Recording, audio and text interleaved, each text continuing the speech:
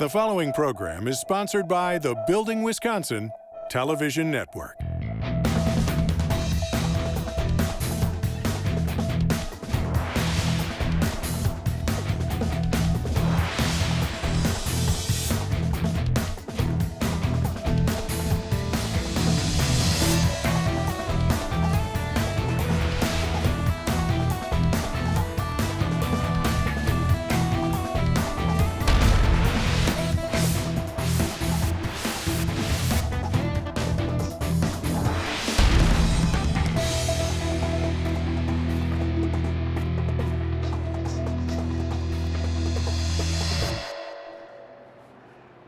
Welcome to another project here on Building Wisconsin. I'm Stuart Keith.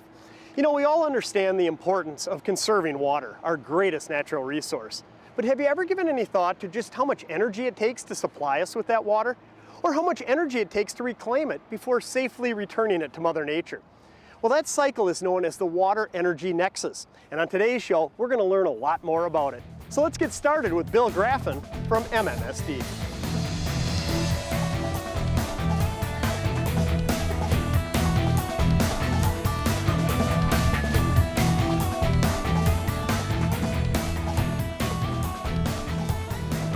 So all the water that comes into this plant comes in from a couple different directions underneath the rivers, and we bring it up through this system here from underground and into this building, which is the screening house. Screening is the first stage of the treatment process where we do exactly that. We remove towels and big sticks and large debris that come in through the water. From there, the water goes to these large settling tanks that you see. Each tank's about 1 million gallons, and solids sink to the bottom. Oils and greases float to the top. We skim those off. The solids we actually take and we pump those down to our other plant in Oak Creek, and we put them into an anaerobic digester. It produces methane. We turn that into energy, and we help power the plant, which helps keep our customers' bills down. We don't have to buy as much energy. Well, that makes sense, and everyone should be happy that you're doing that, taking advantage of it. Yeah. From there, the water goes over to secondary treatment, it's called. That's where the microscopic organisms live. Those are the real workhorses of wastewater treatment. The microscopic organisms, or bugs, eat organic material in the water. They clean the water, and then we take some of those out each day, and we turn those into a fertilizer called milorganite. You know, I've heard of the milorganite. And so Yeah. you guys are actually producing that and then selling it? We make it, we sell it around the country. We've been doing it since 1926. We take the bugs and we squeeze the water out of them. We put them in big, huge dryers, and we tumble them until we get to a certain pellet size, and then we turn that into packaging, and then they ship it off to retailers across the country. And you find there's a market for that? Absolutely. Yeah. Golf course superintendents, master gardeners, people who really know what they're doing, they love the stuff. And it seems to me, just my minimal understanding of MMSD, you're not doing that to turn a profit, you're doing that to offset the cost to your customers. Absolutely. It's referred to as the lowest cost alternative to dealing with the microscopic organisms. Well, I think we're all pretty fortunate here to have people in charge that are looking for alternatives like that, looking to maximize what's coming into the facility. So the bugs do their part, then what happens next with that water? Final stage of treatment, it goes to disinfection. We put in a chlorine byproduct, and then we remove that byproduct before we return the water to Lake Michigan.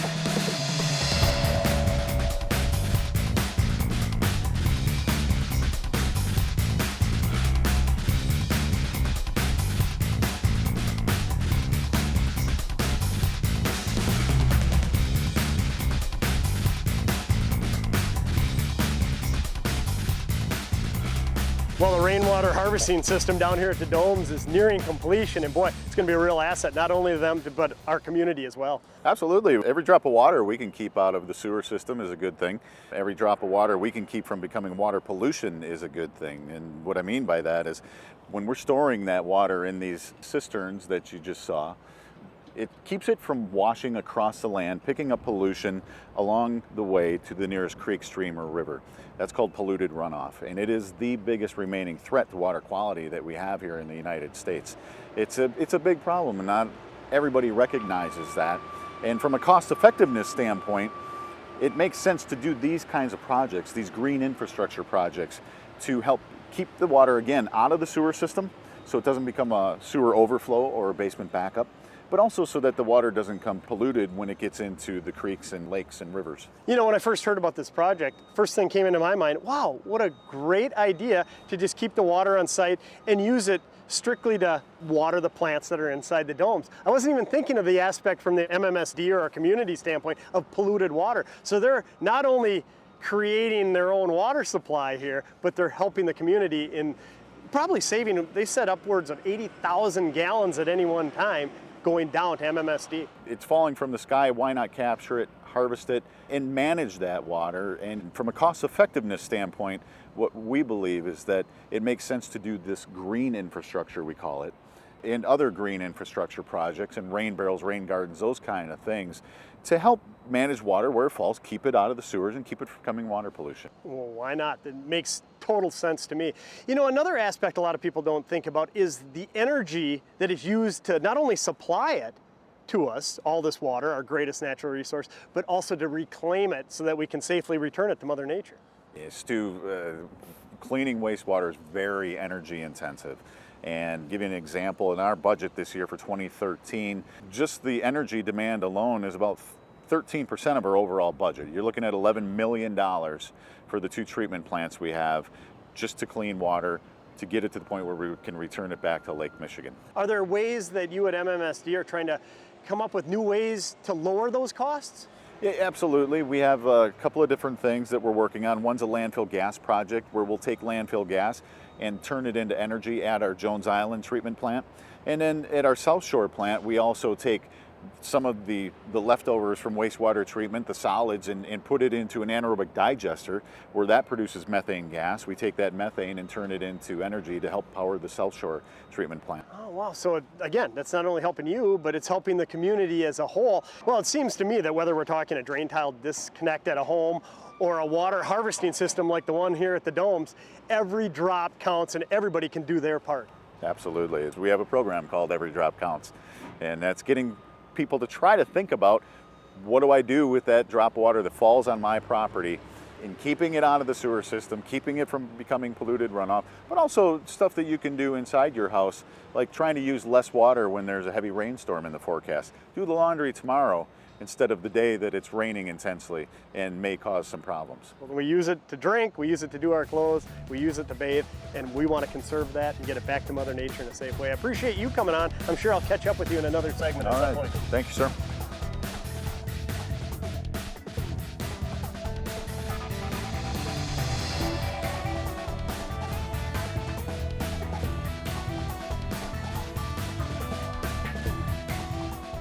Part of our obligation as plumbers is to protect the resources that we're blessed to have. I mean, we're very close to Lake Michigan. That's a valuable resource. We're one of the locations in the world that has that tremendous resource. So we want to make sure when we use water from Lake Michigan to run our plumbing systems in our homes or our businesses, we also have to make sure that that water is returned to the lake. Inevitably, it gets treated and returned back to Lake Michigan, and that's very important that we make sure that that resource is renewable and reusable for a long time.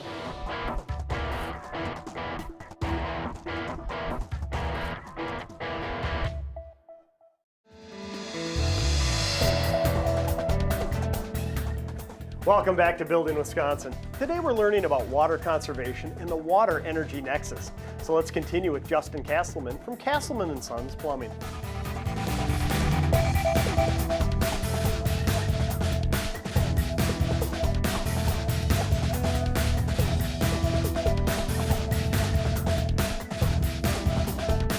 Earlier in the program, Justin, I was talking to Bill Graffin.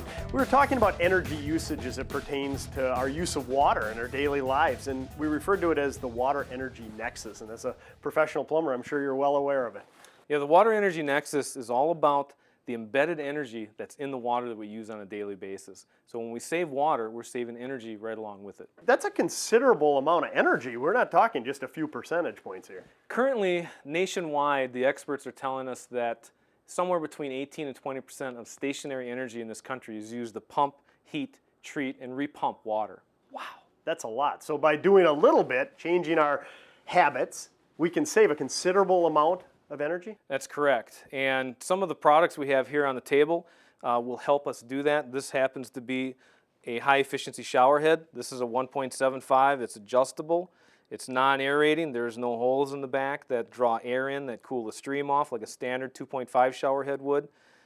Most customers can't tell the difference between this and a 2.5. Really, because one of the knacks historically with water conservation is, oh, I'm going to get less comfort. I'm going to notice a difference with my shower head. Looks like the industry is continuing to evolve and make it less noticeable. Not at all, and this meets the EPA WaterSense guidelines, so it's at least 20% more efficient. In this case, it's actually more than that we're dropping from 2.5 gallons a minute down to that 1.75 GPM. So we save water and we save energy at the same time. So is it fair to say, when you talk about the Water Energy Nexus, there's a couple different components that go into it? And one, it sounds like it's habitual, it's how we use water and our actions on a daily basis.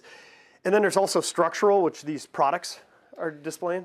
Yes, and what we have is the habitual waste is the consumer leaving the water on when they're brushing their teeth or when they're shaving, that sort of thing. And they can change their habits to save that habitual waste.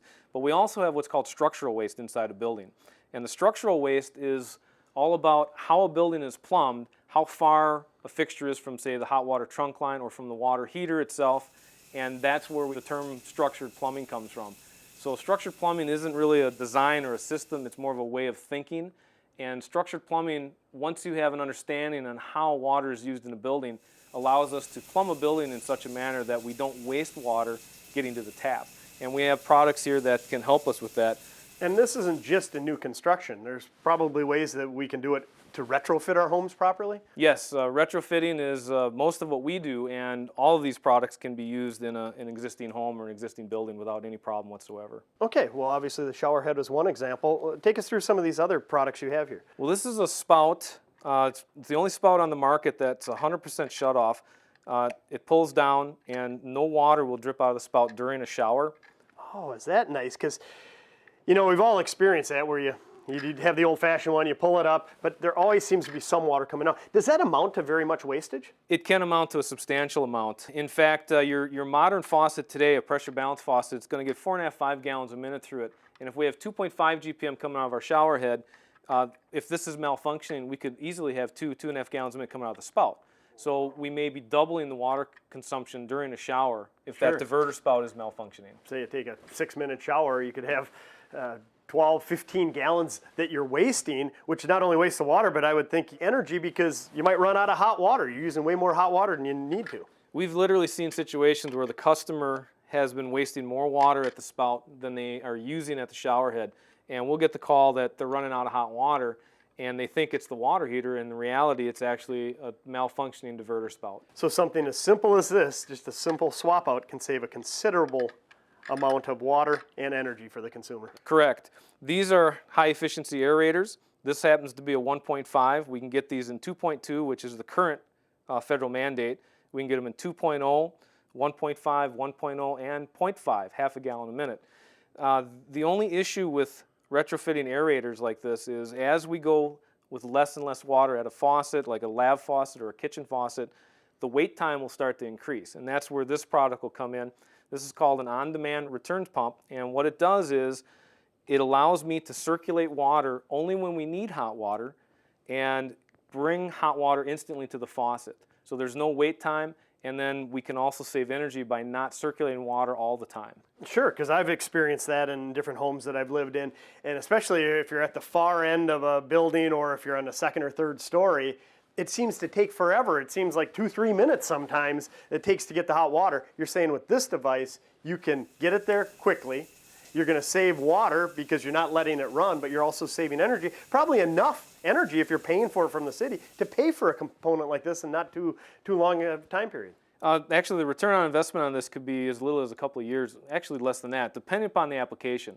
So if a customer has a hot water return system now, like a gravity or a pump system, those work beautifully to get that hot water instantly to the fixtures, but they're very energy intense. That goes back to the structural waste in a building, and we have customers with these very long sprawling ranches, and there's fixtures on both sides of that building, and the water heater may be on the opposite side of one bathroom.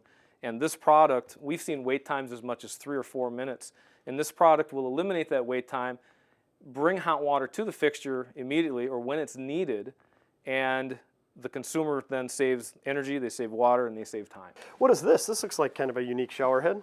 This is a new shower head from Kohler. It's called the Moxie. What it is it's an MP3 player.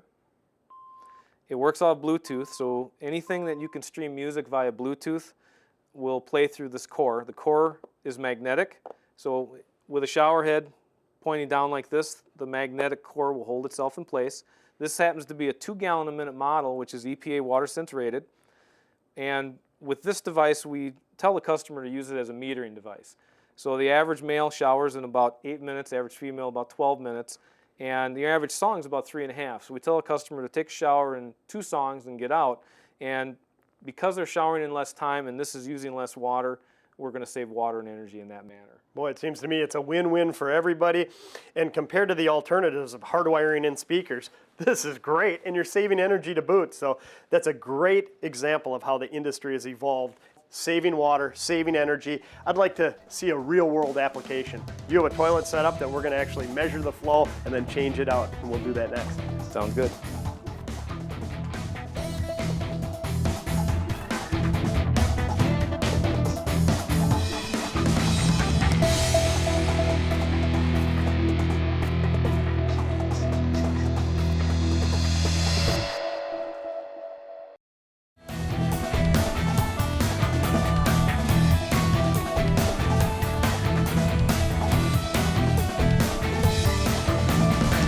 So throughout today's show, Justin, we've been talking about the Water Energy Nexus. We've showed some different new products out there that can help structurally. We talked about habitually, changing our habits on water usage, really different ways to save the energy that's associated with using water, in addition to saving the water itself. Now, when I think about a house, one of the biggest areas of concern has to be the old toilets. Well, the toilets are going to be about 33-35% of the actual usage in a home today. Wow. So they're a pretty good sized user. And this happens to be a toilet that's from 1998. It's rated at 1.6. And what we're going to do is we're going to measure it with this device. What it is, it's called a flush meter. And what this is, at the bottom, there is a turbine in here. And this donut, we air that up and it blocks the trapway. All the water is forced through our meter. And we put it down in like this. We air it up and we flush it.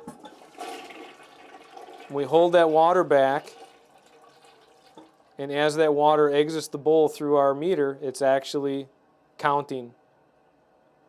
There's our 1.6, that's what this toilet is rated at, and we're still climbing. Wow, it's up to 2.1 and it looks like it's stopping. So you said this is a 1.6 gallon per flush toilet. In reality, it's 2.1. That's about 30% more. You're wasting a lot of water with every flush, and if you extrapolate that out over the lifetime of that toilet, boy, there's a lot of energy wastage. That's correct. We are definitely using more water than this toilet was rated to use. Okay, how do you remedy a problem like this? Well, what we're going to do in this case, we're going to remove this fixture and we're going to put in a new ultra high efficiency toilet, a UHET, and this new one is going to be a 1 gallon flush toilet. So we're going to test that new toilet with this device to confirm or prove what it's actually using. So has your experience been that this isn't all that uncommon? That's correct. What we're finding is that many of these fixtures that were rated at 1.6 are flushing more than what the manufacturer's claims were. Well, and with this device, we're able to prove that. Well, I'm happy to know there's a remedy to it. You're a professional plumber. How long is it going to take you to swap out the toilets? Not too long. We'll have it taken care of here shortly. Okay, well, I'll let you get at it and we'll pick it up when it's done.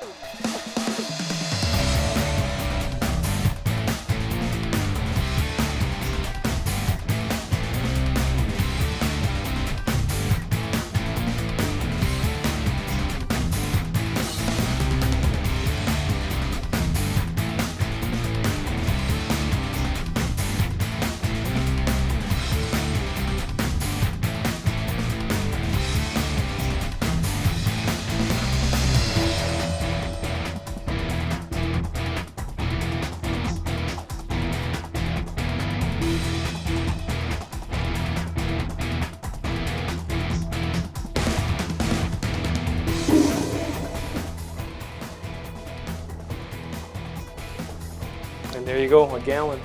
Wow. So the toilet that you replaced, it said it was 1.6. We tested it. It was over 2.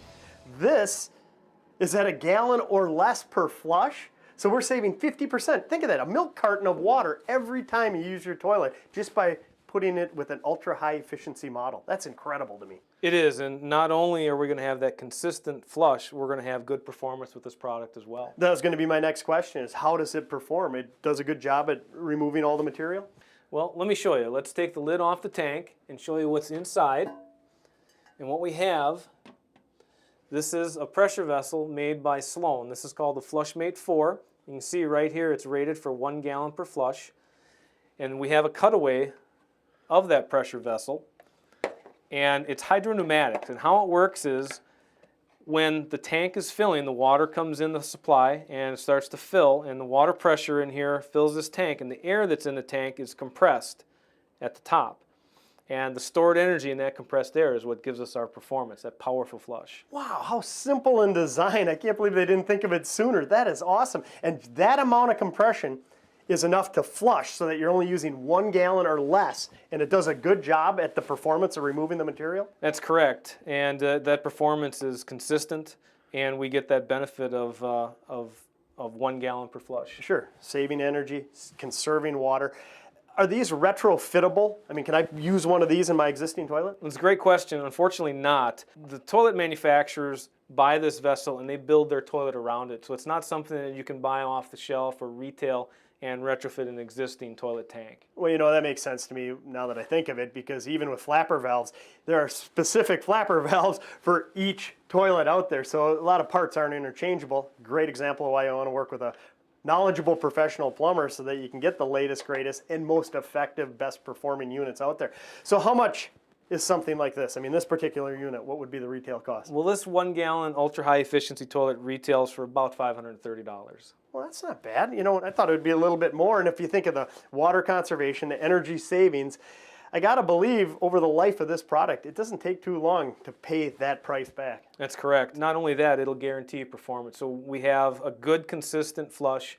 We've proved the volume of flush that this toilet's going to use each time, and we're going to get that conservation out of it. You're installing quite a few of these? Yes, we are. And customers that are having problems with toilets that are clogging, where they're having to pull that plunger out on a periodic basis or several times a week, that customer is ready for this product, and they're so happy with the performance, they typically have us come back and do the rest of the toilets in the house. And by looks alone, it's very stylish, fits into virtually any decor.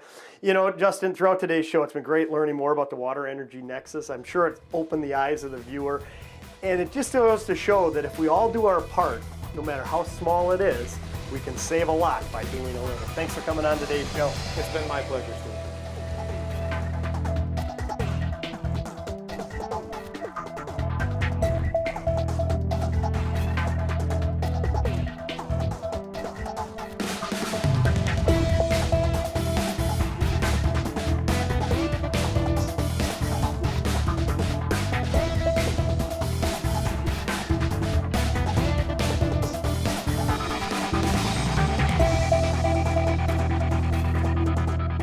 The preceding program was sponsored by the Building Wisconsin Television Network.